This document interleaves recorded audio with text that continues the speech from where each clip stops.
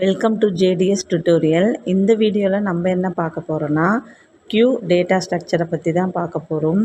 க்யூக்கு real example என்னென்னா, இப்போ ticket கவுண்டரில் யார் டிக்கெட் ஃபஸ்ட்டு வாங்க போகிறாங்களோ அவங்க தான் டிக்கெட் வாங்கிட்டு ஃபஸ்ட்டு வெளியே வர முடியும். அந்த கான்செப்டை தான் நம்ம என்ன சொல்கிறோம், ஃபஸ்ட் இன் ஃபஸ்ட் அவுட் அப்படின்றோம்.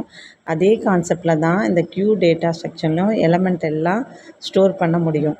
க்யூ அப்படின்னா ஒரு அப்ஸ்ட்ராக்ட் டேட்டா டைப், ஸ்டாக் மாதிரியே தான் இதுவும். ஆனால் இது என்னென்னா, போத் எண்டில் என்ன நடக்கும், டெலிஷன் அண்டு ஒரு எண்டில் டெலிஷன் நடக்கும், ஒரு எண்டில் இன்சர்ஷன் நடக்கும்.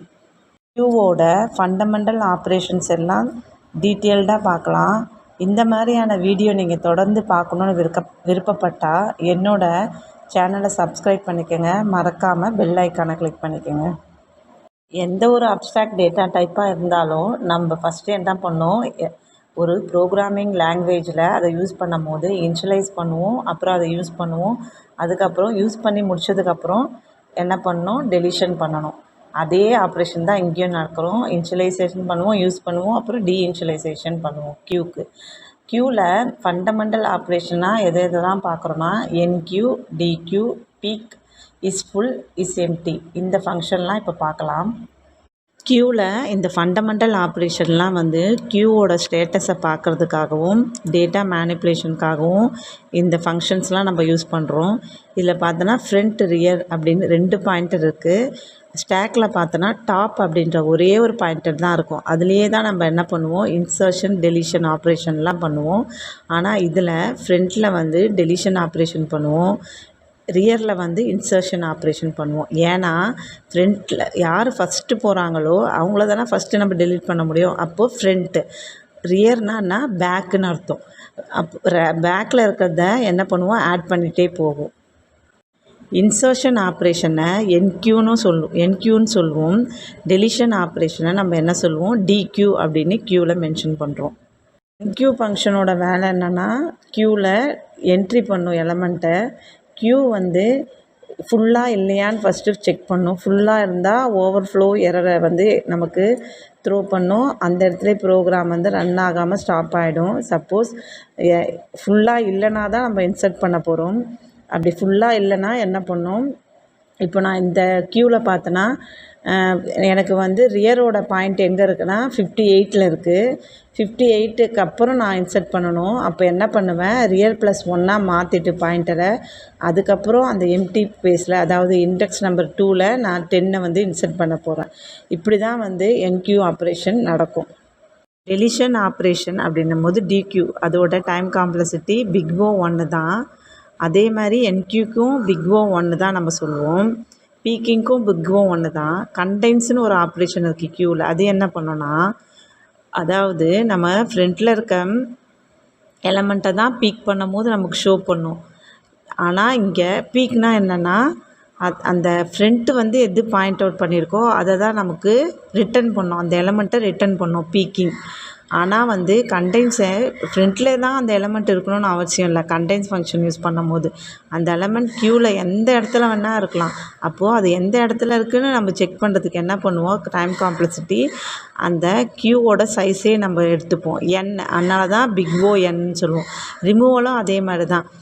ரிமூவ் பண்ணும் போது ஃப்ரண்ட்லேருந்து ரிமூவ் பண்ணாது, அந்த எலமெண்ட் எங்கே வேணால் இருக்கும். அப்போ கண்டுபிடிக்கணும், அந்த ஃப்ரண்ட்டை அந்த எலமெண்ட்டுக்கு ஏற்ற மாதிரி கொண்டு போகணும்ல.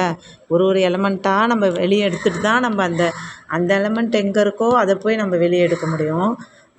அதுதான் நம்ம இங்கே என்ன சொல்கிறோம், ரிமூவலுக்கும் கண்டெய்ன்ஸ்க்கும் பிக் O n தான் டைம் காம்ப்ளெக்சிட்டின்னு சொல்கிறோம். ஆனால் இஸ் எம்டியும் இஸ் ஃபுல்லும் பார்த்தா ஃப்ரண்ட்லேயும் ரியர்லேயும் நடக்க போகுது. அதனால் நம்ம அதுக்கு டைம் காம்ப்ளெக்சிட்டி பார்த்தா பிக் O 1 தான். இப்போது டிக்யூக்கு வரலாம். டிக்யூ அப்படின்னும் போது என்க்யூ மாதிரியே தான். என்ன இதில்னு பார்த்தா, டிக்யூன்னும் போது எம்டியாக இருக்கக்கூடாது க்யூ, ஏதாவது எலமெண்ட் இருக்கணும். அப்போ தான் டிக்யூ ஃபங்க்ஷனே பண்ண முடியும். சப்போஸ் அந்த எலமெண்ட் அந்த க்யூ எம்டியாக இருந்துச்சுன்னா நமக்கு அண்டர்ஃப்ளோ அப்படின்ற எரர் வரும். எரர் ப்ரோக்ராமே ரன் ஆகாமல் எக்ஸிட் ஆகிடும். இந்த எக்ஸாம்பிள் க்யூவில் பார்த்தோன்னா நமக்கு 24 தான் ஃப்ரண்ட்டு பாயிண்ட் அவுட் பண்ணிகிட்ருக்கு. நான் டிக்யூ பண்ணும் போது ஃப்ரண்ட்டில் இருக்கிறது தானே டெலீட் பண்ண போகிறேன். என்க்யூக்கு தான் நான் ரியரை யூஸ் பண்ணுவேன். ஃப்ரண்ட்டில் வந்து டெலீட் பண்ணும் போது என்ன ஆகும், நான் ஃப்ரண்ட் +1 அப்படின்னு கொடுத்துருவேன். ஃப்ரண்ட் ஈக்குவல் டு ஃப்ரண்ட் +1 கொடுத்துட்டேன்னா ஆட்டோமேட்டிக்காக ஃப்ரண்ட்டோட பாயிண்டர் அதுக்கு நெக்ஸ்ட் எலமெண்ட்டுக்கு போயிடும். எனக்கு 24 அப்படின்ற எலமெண்ட் டெலீட் ஆகிடும். இஸ்ஃபுல் ஆப்ரேஷன் க்யூவில் எதுக்கு யூஸ் ஆகுதுன்னா, க்யூ ஃபுல்லாக இல்லையான்னு செக் பண்ணுறதுக்காக யூஸ் ஆகுது. க்யூ ஃபுல்லுனா ட்ரூ அப்படின்ற பூலியன் ஃபங்க்ஷனை ரிட்டர்ன் பண்ணும். க்யூ ஃபுல் இல்லைன்னா ஃபால்ஸுன்ற பூலியன் ஃபங்க்ஷனை நமக்கு ரிட்டர்ன் பண்ணும். இங்கே என்ன நடக்கும்னா, இந்த அல்காரிதமில் க்யூவில் இருக்க எல்லா எலமெண்ட்டையும் கவுண்ட் பண்ணும். அதுக்கப்புறம் க்யூவில் இருக்க அந்த சைஸை க்யூ சைஸையும் ஈக்குவல் பண்ணி பார்த்துட்டு ரெண்டும் ஈக்குவலாக இருந்துச்சுன்னா க்யூ ஃபுல் அப்படின்னு சொல்லி நமக்கு சொல்லிடும். இதை நம்ம ப்ரோக்ராமில் எழுதும் போது எப்படி எழுதுவோன்னா, rear is equal to n-1 அப்படின்னு எழுதுவோம். இங்கே ரியர் அப்படின்னா வந்து இன்சர்ஷன் பாயிண்ட்டு தானே, அது இன்சர்ட் பண்ணுற பாயிண்ட்டு n-1 இருந்துச்சுன்னா, அதாவது க்யூவில் இண்டெக்ஸ் எங்கேருந்து ஸ்டார்ட் ஆகும், 0லேருந்து ஸ்டார்ட் ஆகும். இப்போ க்யூவோட சைஸ் வந்து நமக்கு 5னா அது இண்டெக்ஸ் எப்படி இருக்கும், n-1 இருக்கும். அதாவது என்னன்றது அதோட 5ன்ற சைஸு, 5 - 1 என்ன நமக்கு 4.